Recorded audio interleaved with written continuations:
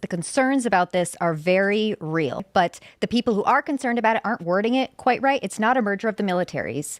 And when they say that, then it's trivialized. It's merging their military industrial complexes, essentially. It significantly undermines American sovereignty. It embeds Israeli tech into our weapons programs and our supply chains. And as the article said, it makes it so that Congress, who would normally vote on this every year with appropriations, can't do that anymore. So they can't choose and be like, okay, maybe we don't want this year. They won't be able to do that. And it also makes decoupling in the future almost impossible at this point, because we know NDAAs, nothing ever gets changed in them. The Propaganda Act was pretty much abolished. The Smith-Mundt Authorization Act. Exactly. So it lifted the domestic dissemination ban. We're never going to get that back. Yes, we do have these past agreements, but what it's doing is it's making our military depend indefinitely on the industry success and the policy success of a foreign nation. And once we're in that position, we have stared far too long into the abyss, and we are becoming the foreign entanglement in the permanent alliance that George Washington warned us about. And there's a slew of other issues that come with this too. It talked about an agent that's going to oversee all of this. Executive agent, yeah. Yes, an executive agent. So our founders didn't think we were ever going to merge military industrial complexes with another country. So the closest thing we have to this in the Constitution is treaty law. But they're bypassing the treaty law. This isn't even a treaty. This is something entirely different.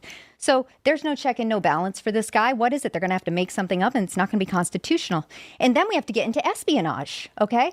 Oh my gosh, Josie, our greatest ally, they would never spy on us. The Pentagon's DIA last month did a risk assessment on Israeli spying, and they ranked them at the highest level possible, the critical. They're critically spying on us. And 4 weeks later, we're like, oh, you know what's a great idea for these people who are critically spying on us? Let's merge their tech with our military. What a great idea. That sounds insane to me. And of course, since I'm not being really nice to Israel right now, let's talk about Qatar. Okay? Didn't they give our country a plane? They gave our country a plane, right, for our president to fly around in. Now, when that happened, weren't there very legitimate concerns about safety and tech and spying that happened in that time?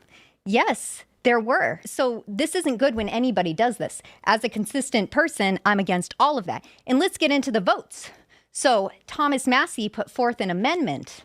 And in that amendment, he said, let's strip the NDAA of Section 219. And the Rules Committee took one look at it, and they're like, absolutely not. And they made an executive decision. They didn't send it off to the House. But what they did send to the House was the rules as they existed. And that included blocking Massie's amendment to strip 219 out of the NDAA. Everybody except Massie, all the Republicans voted in favor of that. So then it's time to vote for the NDAA. And 6 Republicans joined Thomas Massie in saying, I'm going to vote against this because of Section 219.